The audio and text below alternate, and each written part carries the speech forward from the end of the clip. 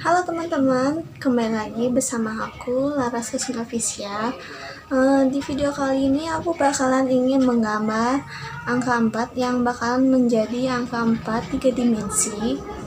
Nah, apalagi bagi kalian yang belum tahu cara membuatnya bagaimana, ikutin terus video aku ya teman-teman. Nah, sebelum kalian nonton video ini, jangan lupa untuk di subscribe, like, komen, dan jangan lupa untuk rekomendasikan komentar kalian di bawah YouTube aku ya teman-teman, agar aku bisa membuat video untuk selanjutnya.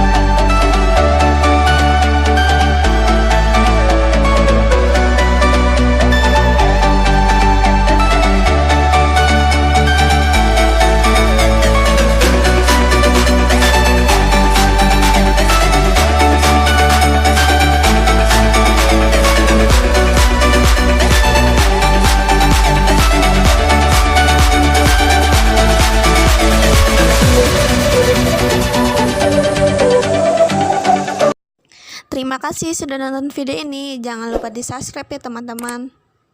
Semoga video ini bermanfaat buat kalian semua.